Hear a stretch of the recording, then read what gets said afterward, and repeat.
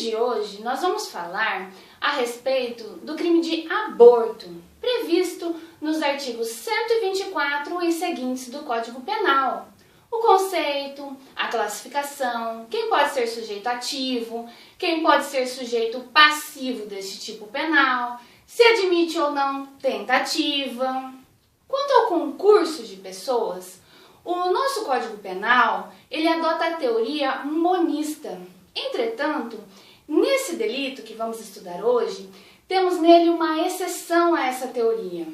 No decorrer deste vídeo, vamos falar mais a respeito disso e também dos casos em que a própria lei permite que o aborto seja realizado.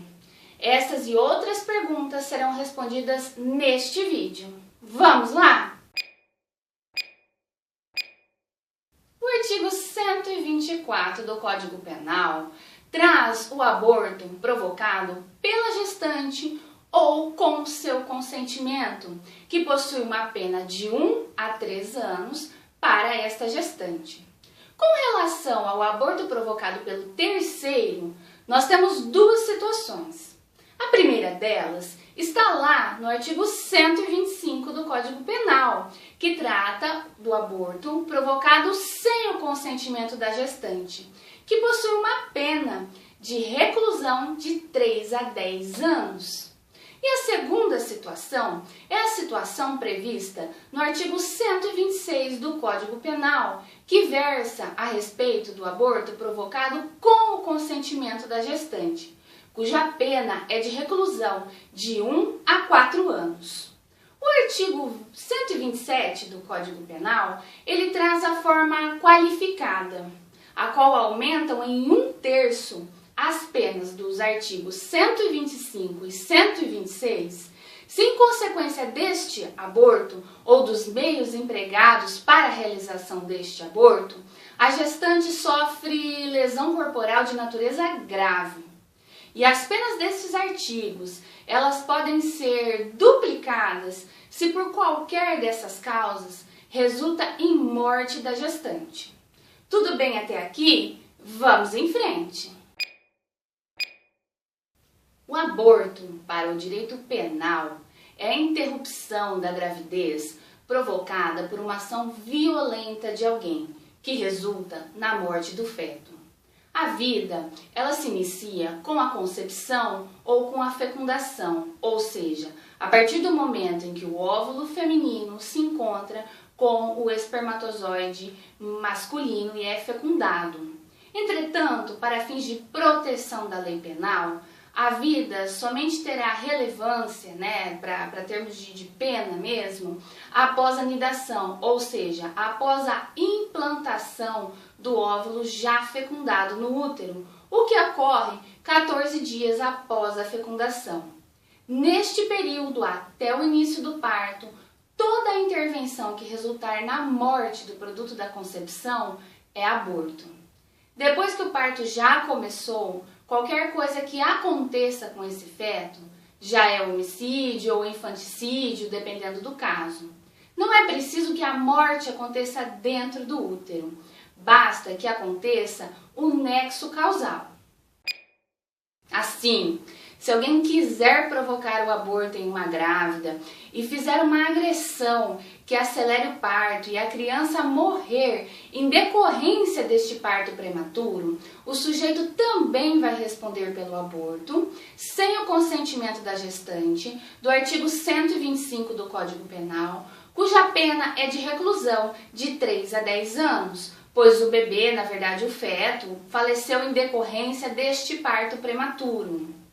Se o dolo, a intenção do agente era agredir, mas não queria praticar o aborto foi, entre aspas, sem querer, temos então um crime pré-ter-doloso. E o que é isso? Nós temos o dolo na agressão e temos a culpa na morte do bebê, na morte do feto, ou seja, uma lesão corporal gravíssima pelo resultado aborto do artigo 129, parágrafo 2º, inciso 5 do Código Penal, com uma pena de reclusão de 2 a 8 anos. Tudo certo até aqui? Vamos em frente! O Código Penal, como regra, ele adota a teoria monista. O delito de aborto, previsto nos artigos 124 e seguintes do Código Penal, é uma exceção a essa teoria monista. E o que diz essa teoria? A teoria monista diz que todos aqueles que colaboram para cometer um crime incidem nas penas que neles são estabelecidas. Entretanto, as circunstâncias de caráter pessoal, elas não se comunicam, salvo se elas forem elementares do crime. Isso está lá nos artigos 29 e 30 do Código Penal. A teoria monista é o motivo pelo qual os coautores e partícipes do crime de infanticídio, eles respondem igualmente, pois matar uma criança quando a mãe está em estado puerperal é elementar deste crime. O crime de aborto, por sua vez, é uma exceção a essa teoria, pois para ele a lei prevê dois tipos penais diferentes para punir de forma diversa duas pessoas que estão envolvidas diretamente no mesmo fato, no mesmo caso, no mesmo aborto. Tudo certo até aqui? Alguma dúvida? Podemos seguir? Vamos lá! Vamos aqui supor um exemplo, uma suposição de uma mulher que ela vai ao médico e pede para ele fazer o aborto e suponhamos que ele faça. A grávida, ela responde pelo artigo 124 do Código Penal, que é consentir que o terceiro provoque o aborto em si, cuja pena de detenção ela é de 1 a 3 anos. O médico ele responde pelo delito do artigo 126 do Código Penal, ou seja, provocar o aborto com o consentimento da gestante, cuja pena é de reclusão de 1 a 4 anos, ou seja, para duas pessoas que estão relacionadas ao mesmo fato, incidem dois tipos penais diferentes. O crime de quem fez o aborto, no caso, é o mais grave. Se a gestante executar ela mesma as manobras abortivas, ela responde pelo autoaborto do artigo 124 do Código Penal, que é provocar aborto em si mesma, cuja pena é de detenção de 1 a 3 anos. E se for um terceiro, deve ser feita a pergunta: foi com ou foi sem o consentimento da gestante? Para isso, nós temos as penas dos artigos 125 e 126 do Código Penal. Tudo bem até aqui? Podemos seguir! No Brasil, o aborto ele é proibido. Ele somente é permitido nas hipóteses previstas no artigo 128 do Código Penal. Nestes casos, ele pode ser praticado pelo médico. Vamos ver quais casos são esses? Então, nós temos lá o aborto necessário, que é aquele que envolve risco de vida para a gestante. O aborto seria, no caso, o único meio de salvar a vida dessa gestante. Temos também o aborto no caso de gravidez resultante de estupro, desde que seja com o consentimento da gestante ou do seu representante legal, no caso de pessoa incapaz. E quanto ao feto anencéfalo, como ficou decidido isto? Teve a arguição de descumprimento de preceito fundamental, número 54, que tramitou no Supremo Tribunal Federal, o qual foi julgado em 12 de abril de 2012 e foi publicado no Diário da Justiça em 20 de abril de 2013. O entendimento firmado pelo STF foi no sentido de que o Brasil ele é uma república laica e deve permanecer absolutamente neutro quanto a religiões. Por isso, com relação ao feto anencéfalo, a interrupção da gravidez não pode ser enquadrada como um crime, pois seria algo inconstitucional que fere direitos fundamentais, direito à dignidade da pessoa humana, à saúde, à autodeterminação, liberdade sexual e reprodutiva da mulher. Quem quiser saber mais a respeito desta DPF, no próprio Código Penal você acessa diretamente, que você acessa ele diretamente pelo site do Planalto, no próprio artigo 126, já deixaram lá um link para você ter acesso direto à ADPF número 54. O delito de aborto ele foi criado para proteger a vida viável e não a vida inviável, uma vez que no caso de fetos anencéfalos, eles sobrevivem, quando eles nascem vivos, eles somente sobrevivem algumas horas. O aborto, ele admite tentativa? Sim, gente, admite. Assim como o homicídio, ele também é uma modalidade de crime contra a vida, também é um matar alguém. A única diferença é estar fora ou dentro da barriga. Se tentar matar alguém e não consegue, nós temos uma tentativa de homicídio. Se tentar fazer um aborto e não conseguir, nós temos uma tentativa de aborto.